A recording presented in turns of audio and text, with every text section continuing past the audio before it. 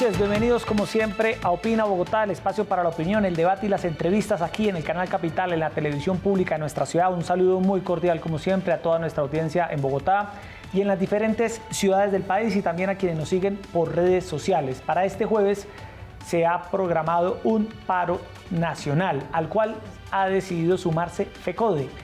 ¿De qué trata y por qué FECODE ha anunciado que se sumará a este paro? ¿Qué responde el gobierno nacional? Esta noche aquí en Canal Capital nos acompaña la ministra de Educación, María Victoria Angulo, quien va a dar respuesta a lo que viene señalando FECODE, pero también con ella vamos a aprovechar para hacer un balance de lo que ha sido su gestión al frente del Ministerio de Educación, de los compromisos que se acordaron con los estudiantes, los rectores y los maestros de la educación superior a finales del año pasado, y vamos a hablar de la educación en Colombia en general. Como siempre, Erika Fontalvo, muy buenas noches. Hola, Jessy, ¿qué tal? Muy buenas noches. Entre otras cosas, también porque los estudiantes universitarios van a sumarse a esta jornada de paro nacional. Y un par de cifras para que tengamos claro lo que se ha venido trabajando, los compromisos asumidos por el gobierno nacional, precisamente con la educación superior en el país. En el plan de desarrollo que se discute en el Congreso de la República, hay una serie de medidas de fortalecimiento financiero en más de 4.5 billones de pesos relacionados con funcionamiento, con inversión. 1.5 billones de pesos de regalías, además, están destinados a infraestructura, capacidad investigativa, fortalecimiento de instituciones de educación superior. Hagamos el balance precisamente frente a las demandas de FECODE y también de los estudiantes universitarios, de los rectores. ¿Qué se ha venido cumpliendo y qué está por cumplir frente a esta nueva jornada de protesta que se avecina en el país? Ministra María Victoria Angulo, bienvenida como siempre aquí a Canal Capital. Buenas noches. Bueno, buenas noches. Un saludo a todos los televidentes, a Jessy, a Erika. Muy complacida estos espacios. Yo creo que este país necesita mucho diálogo y mucha ilustración de temas que están en la coyuntura como el que ustedes hoy me invitan aquí a compartir. Ministra, FECODE ha anunciado que se sumará al paro de este jueves. Dice FECODE que va a hacer una protesta porque señala que el Plan Nacional de Desarrollo va en contra de la educación pública, cuestiona la jornada única porque dice que no se está llevando a cabo con lo que se requiere, cuestionan unas reformas en el Sistema General de Participaciones, en fin, un pliego de peticiones muy amplio, como usted muy bien lo conoce. ¿Qué responde el gobierno a la decisión de FECODE de volver a un paro? Ya venimos de unos paros estudiantiles el año pasado y ahora un nuevo paro. Bueno, pues mira un poco la paradoja, Jessy, que se enfrenta cuando uno te escucha o puede escuchar las noticias del tema. Y es que justamente el presidente Duque, en el plan de desarrollo que estamos esta semana en discusión con los honorables senadores y representantes, incluye todos los compromisos, tanto con educación superior como con FECODE. Y lo decimos con compromiso, con respeto. Yo creo que si hay algo que hemos hecho con el señor presidente es establecer un diálogo con responsabilidad, diciendo siempre que hay, que es viable, y que nos tocaron varios temas que no habían sido resueltos. Sí, es real, no para mirar atrás, para mirar al futuro, y esos son los temas que están en el plan de desarrollo. Te los enumero rápido y ya seguimos acá en el diálogo según ustedes lo vayan considerando. Primero que todo, desde el 2016 hay una reforma pendiente que es el Sistema General de Participaciones. Es la forma para ilustrar a los televidentes cómo se financia salud, educación, agua potable, saneamiento básico, pero centrándome en mi tema, es la forma en la cual uno define una canasta básica y unos recursos por alumno, que son importantísimos para 1000 cosas, para la cobertura, para la permanencia, para ir avanzando de pronto más ágilmente en jornada única, bueno, muchos temas que están en agenda. Esto no se había hecho y pues es un tema que será retador, hacer la reforma, pero el primer paso para hacer la reforma era hacerlo explícito en el plan de desarrollo. Hoy allí está además el rol que jugarán los educadores, la misma Federación de Educadores que será partícipe. Obviamente esta propuesta la tendremos que construir con alcaldes, gobernadores, obviamente el Congreso, los maestros, los expertos, porque es avisorar cuál será como la estructura financiera del futuro en materia de educación básica. Y asociado a ella, cada que uno que hoy le reclaman en una entidad territorial, ministra, necesitamos más recursos para la jornada única, para los maestros, pues todo depende de hacerle una reforma al sistema, porque el sistema se quedó con unos recursos a 2016 que no permiten pues hacer cambios o ajustes. Entonces, esta respuesta de presente y de futuro allí está y nos va a implicar mucho trabajo, pero pues lo haremos con todo el compromiso, como lo ha dicho el señor presidente, sobre todo más que para un cuatrenio, para dejar una estructura de financiación. Y a esto le sumo todos los compromisos con la educación superior, que ahorita seguramente ustedes me preguntarán, pero contarles a los colombianos que en los más de 9 artículos que hay en el plan de desarrollo sobre educación, concentran todos y cada uno de los compromisos con los estudiantes y con los jóvenes. Uno en lo que tiene que ver la parte de articulado, y otro en las bases del plan, que son el artículo 2, que también es un artículo del plan de desarrollo. Nosotros creemos con el presidente que el derrotero que queda en el plan es responsable, tocaba temas tal vez difíciles, de esos que uno diría, bueno, y entonces pues no lo haga ahora, que lo hagan otros, nos toca abordarlos, ejemplo la reforma del ICETEX, como le mencionaba la reforma del SGP, todos los recursos que Erika muy bien al comienzo del programa listó que son recursos nuevos y que había que colocarlos claros para los próximos 4 años y que impactan en el presupuesto plurianual y muchos otros temas que cuando ahorita me den la oportunidad iré ilustrando, pero solo para dejarles ver que ahí está el panorama del plan de desarrollo. Que lo que pide FECODE, según le entendemos a la ministra, ya está. De acuerdo. Pero ya está. Puntualmente, ministra, y es lo que reclaman los padres de familia. Los padres de familia en Colombia reclaman una educación de calidad para sus hijos y que se avance en un tema de jornada única, y ahí encuentran una coincidencia precisamente con los educadores de FECODE. ¿Qué tanto se ha avanzado en este tema de la jornada única, que sin lugar a dudas es una gran apuesta? Que sabemos que usted directamente se ha visto comprometida con ello, incluso desde que era secretaria de Educación de Bogotá. ¿Cómo se le está cumpliendo frente al tema de la jornada única a los niños? Tú decías ahora que en ese punto se encuentran los padres de familia con un sentir de los maestros y yo te diría con un sentir del gobierno. Lo que uno tiene que armonizar. Lo que es mejor. Total. Entonces, ¿dónde está el punto? Yo creo que nadie en general se opone a que los niños de este país tengan una jornada no solo de más horas, sino que le dé más sentido a su proceso de aprendizaje, de crecimiento a nivel integral. ¿Qué ocurre? Que uno tiene que tener los recursos necesarios para irlo haciendo con gradualidad y con calidad. Entonces, ¿cómo avanza el gobierno? En 2 sentidos. Uno, pues presente, y lo que será la estructura financiera de los próximos años. La estructura financiera, la reforma del Sistema General de Participaciones. No podremos pensar en los siguientes años en seguir incrementando si no hacemos una revisión al Sistema General de Participaciones, y está contemplado en el plan de desarrollo. Presente. Entonces, ¿qué revisamos? Revisamos la línea base de qué encontramos en jornada única, Erika, ante tu pregunta.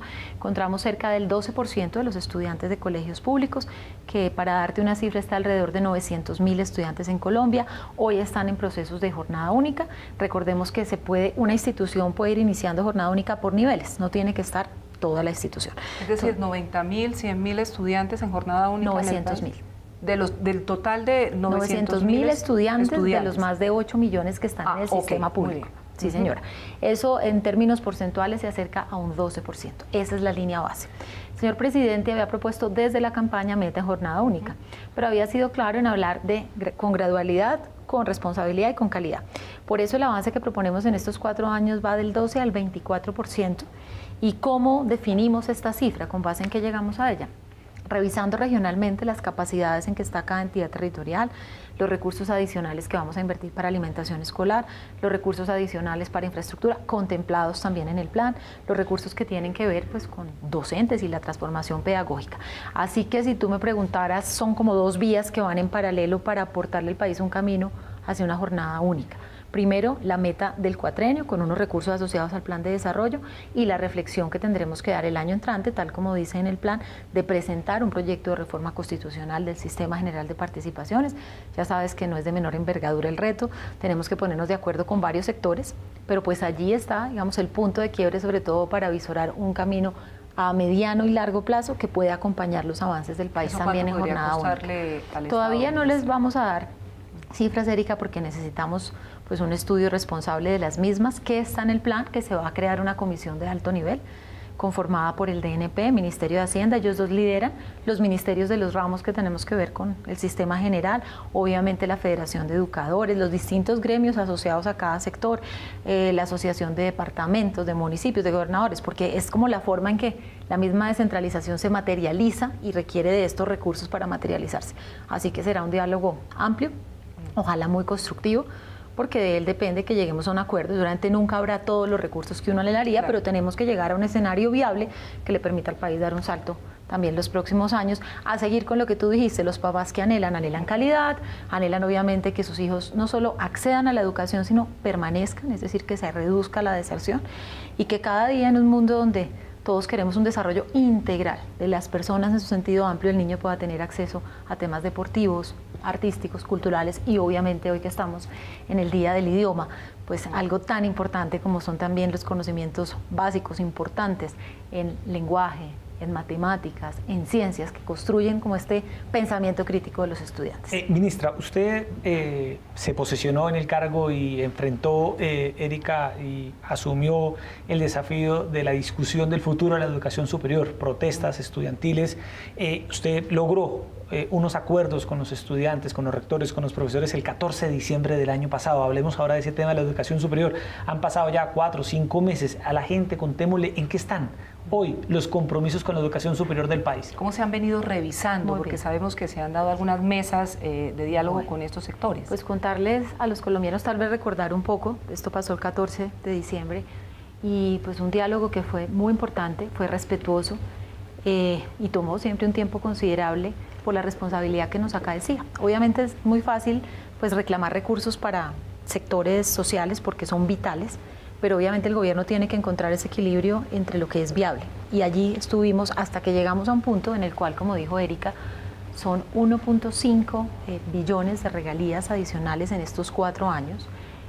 Son recursos de inversión mayores a 1.35 billones, incrementos en la base de las universidades desde este año, graduales y progresivos hasta el último año del gobierno, llegando al porcentaje que había sido como el anhelo que pedía la comunidad universitaria.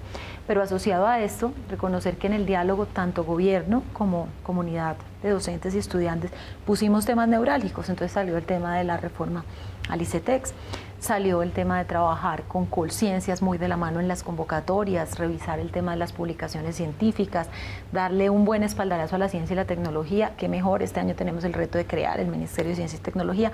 Entonces, si ustedes ven, para el presidente, para mí, para todos los que hemos hecho parte de esto, yo creo que es uno de los desafíos más importantes porque logramos poner en agenda no solo un tema de coyuntura, de un sentir, sino que con responsabilidad puede dejar un trayecto muy interesante estos 4 años en materia de educación superior. Esto pasó 14 de diciembre. Teníamos varios retos. Primero, retomar la normalidad universitaria, que tenía que darse universidad por universidad, como lo comenté en los micrófonos de otros medios en su momento.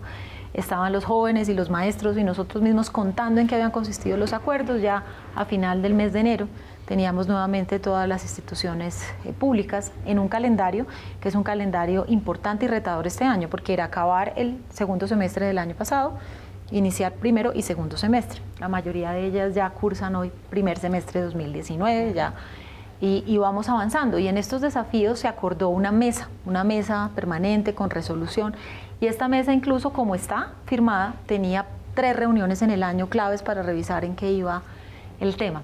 Pero entendiendo y atendiendo la coyuntura, decidí que en este primer semestre íbamos a tener mesas mensuales.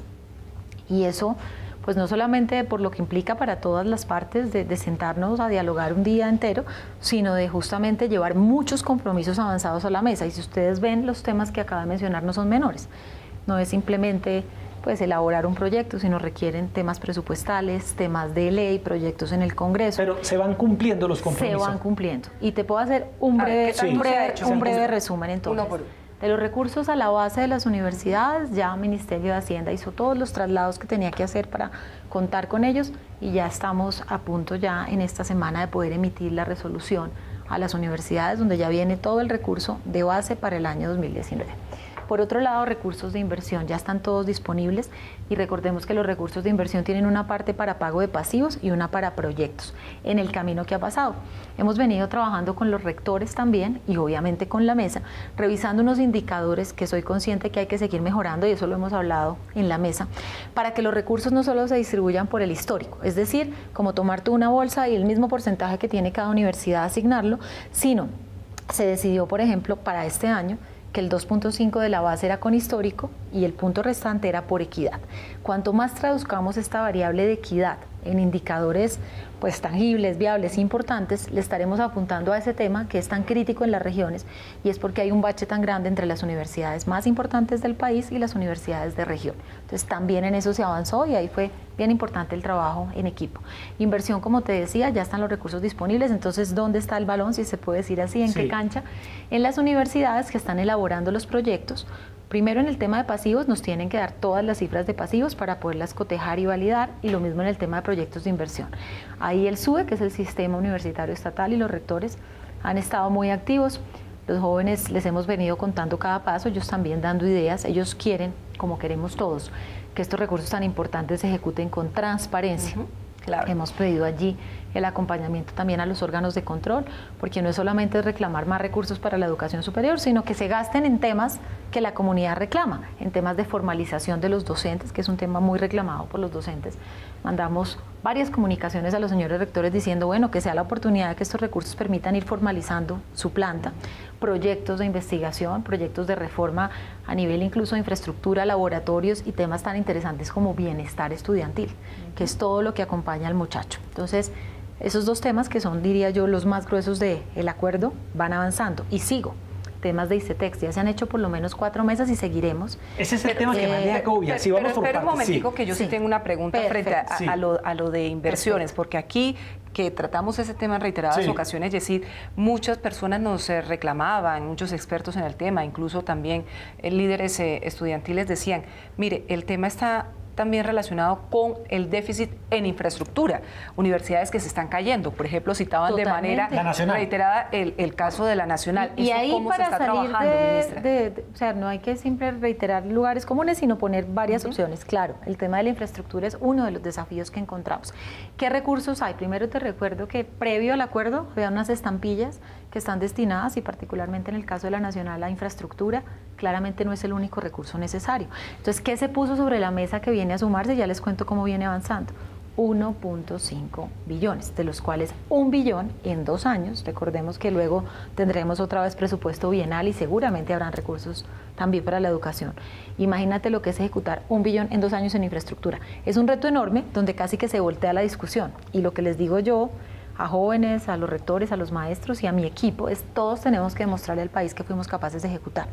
Siempre es muy fácil hacer tú una gran lista de requerimientos que son importantes, pero tú sabes en Colombia lo que es la ejecución de la infraestructura. Entonces tenemos un gran reto y al respecto hemos encontrado mucho apoyo de los gobernadores. Recuerden que las regalías y que aquel proyecto que nos fuimos al Congreso a sacar adelante en medio, claro, tuvo que tener obviamente pues el visto bueno y el apoyo de los señores gobernadores, y con ellos estamos trabajando la estructuración de los proyectos. El deadline que tenemos es mayo, o sea, ya estamos para entrar al mes de mayo, mes en el cual, aprobado el plan de desarrollo, va un artículo que permite descongelar para que ellos puedan tener el margen de la bolsa de regalías y puedan adjudicarse en los OCAT los proyectos de infraestructura. Entonces, ¿cuál es el mensaje allí? Y lo han dicho los estudiantes, a sus rectores, también han estado reunidos los estudiantes en nuestra mesa con delegados de la Federación de Departamentos. Bueno, hagamos proyectos en región que no solamente vinculen un departamento. Tengamos escucha activa para mirar según los estudiantes cómo vincular temas de laboratorio, biblioteca, bloques. Miremos qué implica su funcionamiento. Pero yo creo que es de esas discusiones sanas y que aportan, y lo que vamos a tener que demostrar para justamente ese presupuesto bienal dentro de 2 años es que fuimos capaces de ejecutar. Así que si bien para infraestructura hay un gran desafío, hay unos recursos que ahora el reto es mostrar que vamos a poderlos ejecutar. Hay un espacio abierto de diálogo entre las gobernaciones, las universidades y nosotros que acompañamos la mesa, y por ese lado estaríamos solventando, Erika, lo que tú me preguntas. Pero a eso se suma otro monto. Si recordarán, es 1.35 billones en el cuatrenio.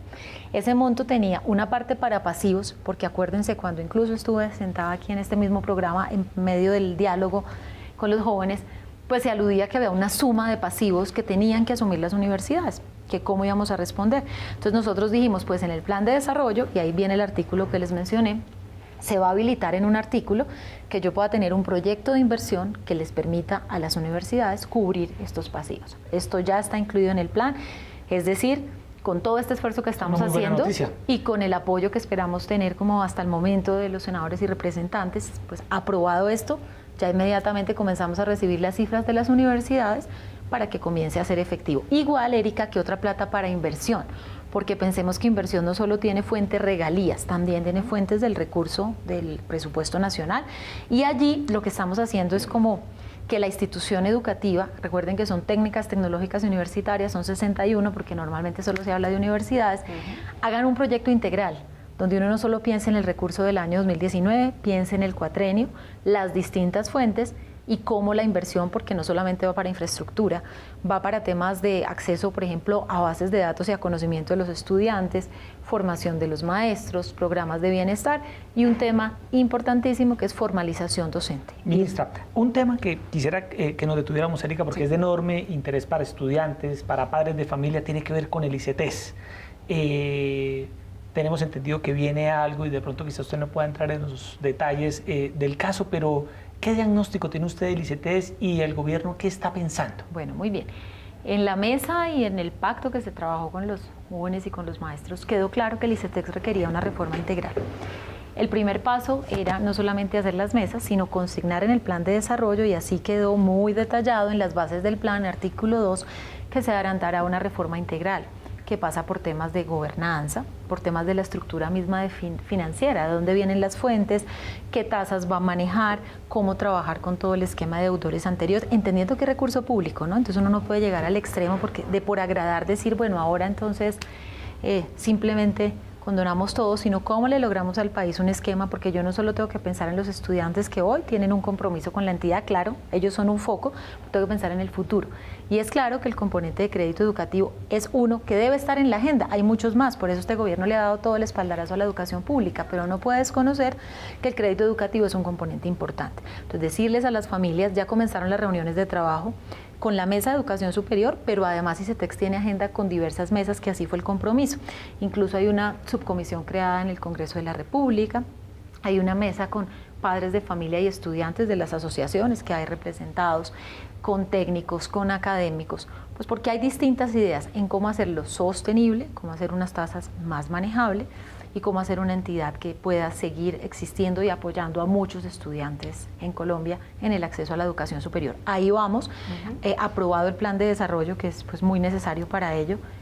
Redoblaremos esfuerzos en el segundo semestre porque ya hay que trabajar no solo en recoger las ideas que nos da muchos actores del sistema educativo, sino concretar en un proyecto que tenga cuáles son los cambios en estos ejes que les he mencionado para poder hacer la transformación. ¿Y que va a haber cambios sí o sí, Erika, en el ICETEX? La verdad es que lo reclama una buena parte del país que encuentra en el ICETEX la forma de financiar su educación superior. Ministra, pero ¿qué hacer frente a esa gran cartera que en este momento tiene el ICETEX, esa situación de desesperación, de agobio? Eso es parte de lo que vamos a analizar en el marco de la ley, ¿no? Entender mecanismos que les permita a ellos entender su situación, ir cubriendo su obligación, sin llegar al extremo, como te mencionaba, pues de tomar medidas que en el marco de un recurso público no son viables, ¿no? Eso es importante tenerlo claro, pero estamos analizando distintas vías para responderles y para darles una respuesta que haga viable que puedan irse poniendo a punto con esa obligación y pues sobre todo también pensar en ellos y en quienes vienen,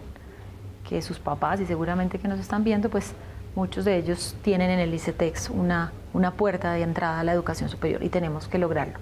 Y contarles también que todo esto, cuando uno cuenta cada compromiso de la mesa, de pronto pierde de vista que son más de 4.5 billones para la educación pública, una suma que no se había visto hace mucho tiempo y que se materializa en beneficios para muchos estudiantes de Colombia con excelente nivel académico y que los acogen nuestras universidades públicas y nuestros institutos técnicos y tecnológicos. Ministra, en medio de lo que va a hacer, Erika, el paro de este jueves, los docentes también hablan, FECODE habla, por ejemplo, de docentes amenazados a lo largo y ancho del país. ¿Qué está haciendo el ministerio para atender la situación de profesores amenazados? Mire, ese tema es vital para el sector, es una gran responsabilidad de mi cartera y en las primeras reuniones, hemos tenido cerca de 45 reuniones desde que entramos al gobierno con FECODE. En una de las que pude asistir, yo misma les planteé el tema y se los planteé porque venía de hacer un trabajo importante en esa materia en Bogotá, de lograr tener al día todo el marco jurídico, el respaldo a los docentes y a los directivos, que sintieran que había la institucionalidad, que respondíamos a tiempo y que estábamos también para hacer una lectura tanto de estas amenazas y cómo resguardar obviamente la vida y los derechos de estos líderes y también de cómo atender problemas de convivencia, porque lo que nos fuimos dando cuenta era que venían quejas de dos índoles, unas de convivencia escolar que requieren un protocolo básicamente de mejorar el relacionamiento al interior de la escuela y unas sí claramente de amenazas que ponen en peligro la integridad y con la cual con la unidad de protección hay que tener una salida muy importante. Entonces con FECODE venimos trabajando una reglamentación que sea para los docentes, en el caso de FECODE, y también con otra organización sindical muy importante que es la de los rectores, la de los directivos docentes, tener también con ellos un protocolo y un trabajo muy fuerte con Mininterior y la unidad de protección. Ese es un tema, Erika. Sí. El otro tema clave, Erika, también para hablar con la ministra es este programa que premia la excelencia. La Generación E. La Generación E, que es el programa que reemplazó de alguna manera el estímulo del Ser Pilo Paga. Leíamos un informe del propio Ministerio de Educación del 12 de abril que 15.456 jóvenes, Erika, de todas las regiones del país harán parte del componente de equidad del programa Generación E, un programa que incluso tiene un beneficio hasta el 100% del valor de la matrícula y un subsidio para gastos académicos. ¿En qué va este nuevo programa que reemplazó a Serpi lo Paga? Qué bueno que me lo preguntan los dos, porque esto sí que requiere pedagogía y bueno, ese es el trabajo que tengo y tendré que ir a muchos medios para explicarle a los colombianos. Allí sí que ha habido desinformación y creo que eso no es justo ni con los colombianos ni con los padres de familia que están allí con estos jóvenes esperando proyecto de vida. Primero, el programa con el que se contaba era un programa que daba becas al mérito académico en universidades públicas y privadas, el cual en un monto total costó cerca de 4.3 billones, de los cuales este gobierno tiene que asumir 2.3 billones para honrar los compromisos que tomó el gobierno anterior con esos jóvenes. Para que se gradúen y así esos lo vamos a hacer, o sea, dentro de nuestro presupuesto, de acuerdo. Entonces, simplemente para que tomen dimensiones. ¿Qué llega y encuentra este gobierno? Pues este gobierno encuentra que claramente siempre hay que reconocer el mérito. Creo que usted no encuentra hoy ninguna política educativa en un país en desarrollo o desarrollado que no lo reconozca. Pero ojo, no solo puede dedicarse a eso, porque tenía un sector universitario y un sector de instituciones técnicas y tecnológicas públicas que reclamaban, bueno, la naturaleza per se del Estado también es acompañar lo público, y no para hacer una división en la cual no puedan coexistir, porque si algo importante que tiene Colombia es tener en su educación superior universidades públicas y privadas de buena calidad, pero la vocación primaria del Estado es acompañar lo público. Entonces nos encontramos con ese reto. Por eso nace Generación E, que es mucho más que becas de excelencia. Tiene 3 componentes. El primer componente es hacer equipo por la educación pública, y no me detengo porque es todo lo que en el programa les he mencionado, de plata de la base, de la inversión. Ese es el componente más grande. Luego viene un segundo componente, que es el componente de equidad. El presidente Duque desde la campaña lo trabajó, y era el anhelo a ir gradualmente, porque obviamente pues siempre uno tiene que poner las metas teniendo en cuenta cómo las va a honrar, gradualmente la gratuidad en la educación pública. Entonces, ¿quiénes son las beneficiarias de este programa? 61 instituciones en todo el país, universitarias, técnicas y tecnológicas, y todos los jóvenes, y lo digo para quienes nos ven, que están seguramente en grado 11 y quieren aplicar a una universidad pública. Entonces, el programa que hace a jóvenes que tengan condiciones de vulnerabilidad académica, de vulnerabilidad socioeconómica, nos unimos el DPS y el Ministerio de Educación en un programa que, si él pasa a la universidad con los requisitos que ya son de bastante mérito, va a recibir un apoyo donde el costo que a él le cobraba la institución pública, nosotros los vamos a cubrir. Adicionalmente le vamos a dar un subsidio de manutención, y adicionalmente viene un programa de seguimiento y acompañamiento. ¿Y por qué? Porque si miramos la educación superior, tal vez una de las principales problemáticas es la deserción. Creo que en medio de todas las mesas y las conversaciones, este tema nunca salió. Siempre salía la ausencia de recursos, y sí, era un tema muy importante, pero el otro tema más importante es mirar qué es el nivel educativo de la mayor deserción. Entonces, la idea del programa es decirle a las familias, estamos con ustedes, hagamos equipo, igual que cuando uno tenía en su momento la filosofía de Familias en Acción, viene de allí, de pensar que es un tema casi familiar, de mirar uno cómo ayuda a elevar el nivel de los mismos padres y acompaña al hijo hasta que llegue a la tasa de graduación. Ese es el componente de equidad, y sobre ese es que Erika cuenta. Hay hoy en día ya más de 15.000 beneficiarios, y apenas estamos en su primer semestre de ejecución, que nos demoramos en dar los resultados, porque recuerden que las universidades públicas hasta hace 2, 3, 4 semanas comenzaron el primer semestre del año 2019. Este es un programa en universidades públicas. La meta anual de este programa son 80.000 beneficiarios. Serán 320.000 en el cuatrenio. Es una cifra obviamente que está totalmente superior a lo que se había invertido, que eran 4 billones para 40.000 beneficiarios. Y me parece importante hacer la distinción porque se ha generado una desinformación sobre el tema. Y el tercer componente es excelencia, que es seguir reconociendo el mérito, y es decirle a los jóvenes de los mejores puntajes y que también tienen condiciones de vulnerabilidad socioeconómica, aquí está el gobierno con ustedes acompañándolos, elijan universidad pública o universidad privada. Si es pública, los acompañamos con el 100% del recurso. Si es privada, la universidad también va a concurrir, va a poner un 25% recaudado de donaciones, y van a poder estar en programas acreditados. Solo darles un dato para que evidencien lo que puede ocurrir cuando uno pone sobre la mesa los estímulos correctos. Recuerden que parte de las críticas era que el programa anterior finalmente solo elegían universidades privadas, y que en la ejecución uno tenía cerca de un porcentaje del 90% en universidades privadas. Pues les cuento que en los primeros datos del programa de excelencia tenemos un 48% de beneficiarios en universidades públicas acreditadas y un 52% en privadas. que esto se vaya equilibrando porque no es una competencia, claro, es cada estudiante elige, pero sí es importante que el país tenga una comprensión de que hay programas de excelente calidad en universidades públicas y privadas y que allí estará el Estado acompañándolo y que la plata, que el valor que el gobierno reconoce es un valor justo, no es un valor simplemente a lo que cada quien cobre. Nosotros hicimos un estudio de costos y en el estudio de costos dijimos, por estos programas de estas tipologías de universidades, no importando sean públicas o privadas, el valor que se reconoce es este. Y esos detalles que estoy contando que parecen como de funcionamiento del programa son claves ahora que ha venido tanta desinformación, porque yo creo que el recurso público es sagrado, hay que cuidarlo, hay que saberlo focalizar y en este país son muchos los jóvenes que necesitan apoyo. Seguramente, pues si vendrán en los siguientes años programas que irán sumando, pero esta era una respuesta que buscaba ante una complejidad encontrada de cómo fortalecer lo público, cómo avanzar en gratuidad y cómo no dejar de lado el tema de la excelencia. Allí va Generación E y ahorita en segundo semestre esperamos llegar a 4.000 beneficiarios en el año de excelencia y sumar 80.000 en el año de el componente de equidad, de gratuidad. Tenemos a corte de mayo, ya serán cerca de 43.000 beneficiarios, porque cada universidad pública comenzaba en un calendario distinto, entonces bueno, vamos sumando, digamos que este semestre tenemos una temporalidad diferente a si hubiéramos comenzado en enero. Ministra, hay muchos rectores de universidades que celebran este tipo de acciones que van a garantizar una mayor cobertura de esa gran cantidad de jóvenes que salen de los colegios del país y que no alcanzan la posibilidad de llegar a la educación superior. Puntualmente nos ha llamado mucho la atención algunos cuestionamientos que han surgido desde el rector Navas de la Universidad de los Andes, porque cuestionan la efectividad de este modelo de educación superior.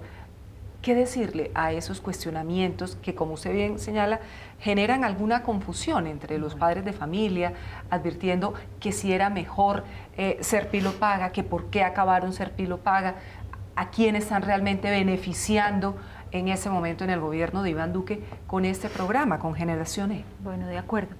Yo creo que en primera instancia, pues varia información que aclararle al rector, que la tiene muy equivocada, y en segunda, responder como funcionaria pública. Creo que cada persona ve las realidades del rol que tiene y es muy respetable, pero a mí me toca ver y leer al país.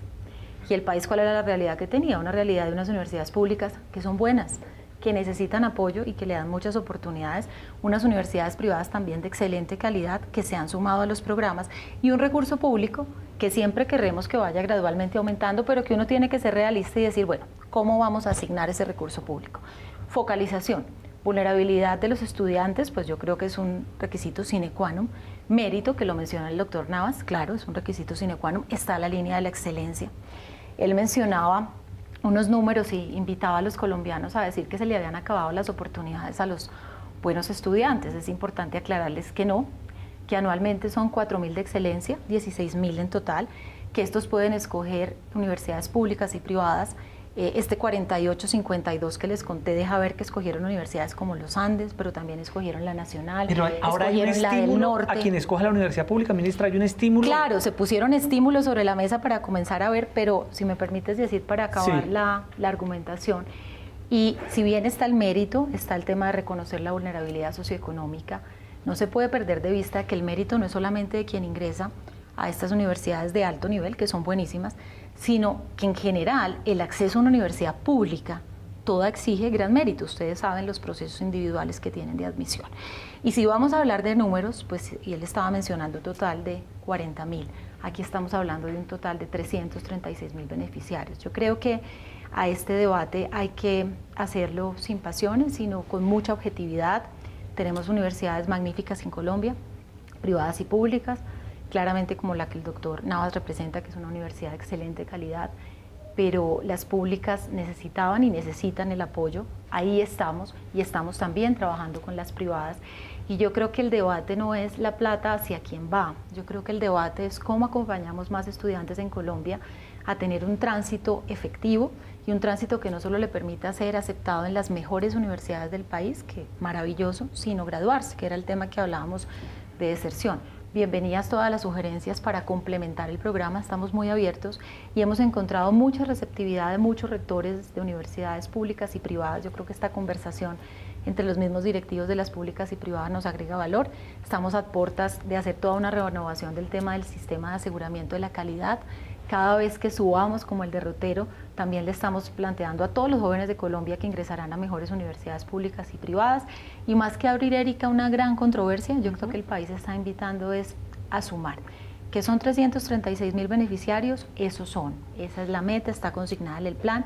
Claro, tenemos harto trabajo para lograr con las familias, con las universidades, hacer que el proceso sea significativo.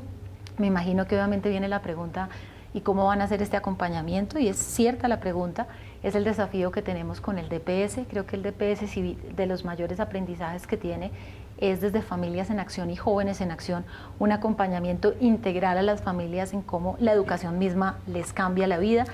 Que se encuentren como iguales en universidades públicas y privadas los estudiantes, eso es maravilloso y eso también yo lo celebro, y se agradece también el esfuerzo que esta universidad mencionada, los Andes, la del Norte, la Universidad AFIT, muchas vienen haciendo para sumarse al programa. Obviamente los cambios no siempre son fáciles de aceptar, porque me imagino que pues lo tradicional en los seres humanos es que todos querramos seguir recibiendo o que quisieran seguir recibiendo lo que se venía dando, pero yo creo que en el rol que tenemos el señor presidente y en el que a mí me ocupa como ministra de Educación, los cambios eran necesarios y hubo que estar allí centrado, tranquilo, ecuánime y siempre listas a darles todas las claridades que requiera el rector y muchos de los actores del sistema educativo, que obviamente como es un programa nuevo, también entiendo, y como además el calendario de las universidades públicas se corrió y hasta ahorita está comenzando primer semestre del año 2019, todo eso seguramente pudo inducir en que pues las cifras que se manejen sean distintas.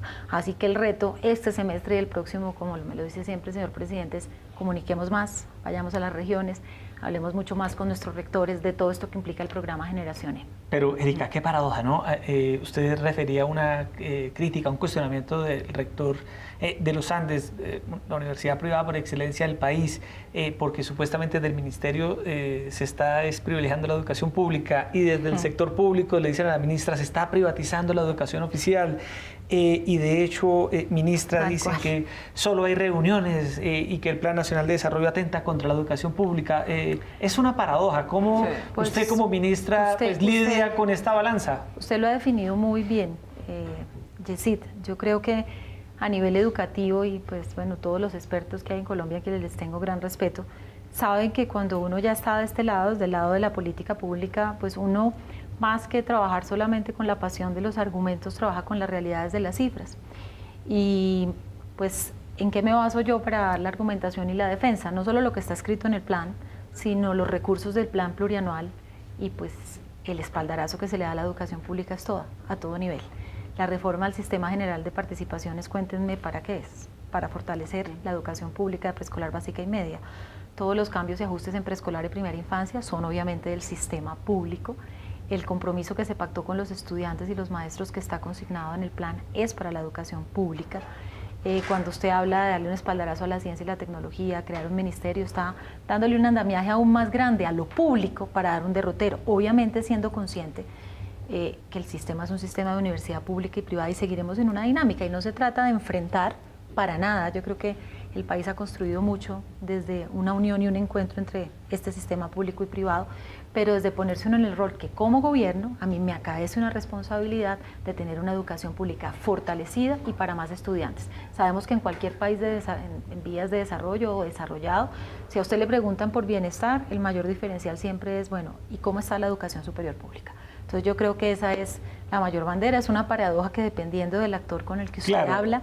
Entonces, pero bueno, yo creo que uno está acá no solamente para pues nuestra función, usted se imaginará que uno sufre hasta por lo que dirán, todo lo que afirman, bueno, y las cosas que se dicen. Yo creo que uno no trabaja por lo que simplemente afirmen en redes, sino trabaja por allí, por tener ecuanimidad. Tenía una reunión hace poco donde me decían, bueno, pero ¿y cómo logramos? Yo les decía, mire, con que uno desde lo público logre ecuanimidad, le estamos aportando mucho a este país en este grado de polarización. Esta ecuanimidad está y está consagrada en un gran espaldarazo a lo público.